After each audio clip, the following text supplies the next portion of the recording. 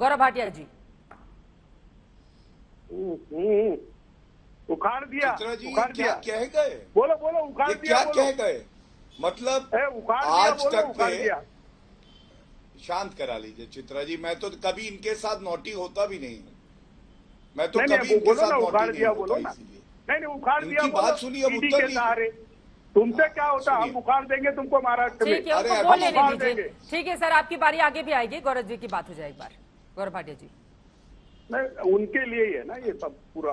मैं 2-3 बातें कहूंगा। सबसे पहले, आज तक पे देखिए, खुद इन्होंने कबूल लिया, इन्होंने कहा जो हमारे यहाँ भ्रष्टाचारी थे, मतलब इन्होंने माना कि इनके यहाँ भ्रष्टाचारी रहते हैं, तो ये तो बहुत बड़ा कबूलनामा आज तक पे ही आज है।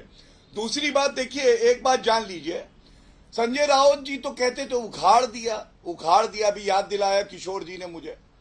तो आज जब उनको गिरफ्तार किया गया तो उनका मिजाज क्यों उखड़ गया, मैं तो ये पूछना चाहता हूं।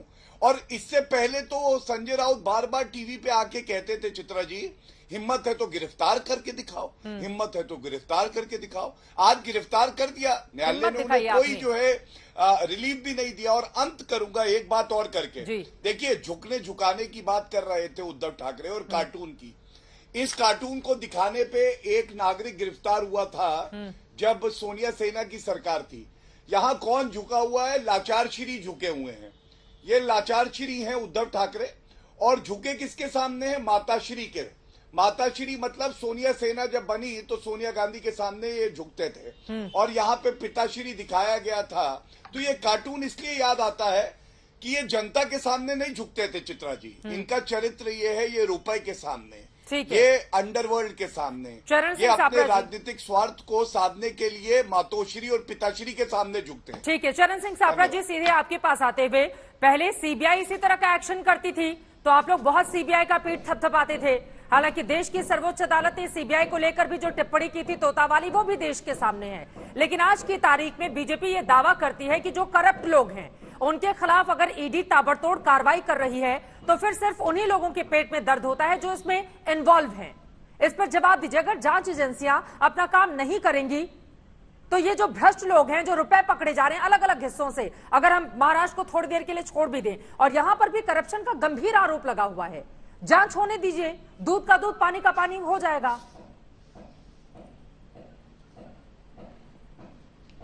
देखिए चित्रा जी, जांच के लिए कोई भी ना नहीं बोल रहा है। ईडी जितना चाहे जांच कर सकती है, लेकिन पिछले 8 वर्षों से जो हो रहा है, यानी मात्र विपक्ष के नेताओं को ही टारगेट किया जा रहा है। और ये हम देखते आए हैं 8 वर्षों से कि ये ईडी जो है, ये भारतीय जनता पार्टी की जो चुनावी रणनीति है उसके टूल किट का हिस्सा बन चुकी है। इसके जरिए से पॉलिटिकल फिक्सिंग हो रही है, इसके जरिए से सिलेक्टिव टारगेटिंग हो रही है।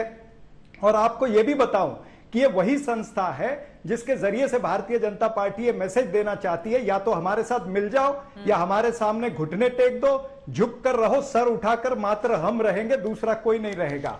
ये वही ईडी है जिसने 2002 से लेकर आज तक 5422 केस इन्होंने रेड किए, 401 इन्होंने वहां पर जो दर्ज किए केस, और इनका जो कन्विक्शन रेट है वो मात्र 0.5%, यानी 23 केस जो है उसमें मात्र कन्विक्शन आया है। तो ये ईडी का जो गैर वापर हो रहा है, जो इसके जरिए से सिलेक्टिव टारगेटिंग हो रही है, इसका विरोध कांग्रेस पार्टी और हर विपक्षी पार्टी कर रही है कि भारतीय जनता पार्टी चाहती है कि ऑपोजिशन मुक्त भारत हो जाए। पहले ही ऑपोजिशन मुक्त भारत ये बनाना चाहते हैं और उसमें ईडी का वापर कर रहे हैं। नहीं, तो ये तो पहले आरोप लगा रहे हैं कि वो करप्ट हैं। पहले ईडी को सिद्ध करना पड़ेगा, नहीं तो ये कैसे होगा। कोयला कांड हुआ था, कोयले का केस हुआ था, या 2G 3G का केस हुआ था, 1,76,000 करोड़ की बातें इन्होंने की थी, क्या निकला उसमें से? हाँ। ये वैसे ही केस होगा कि इसमें खोदा जाएगा पहाड़ और निकलेगी चुईया।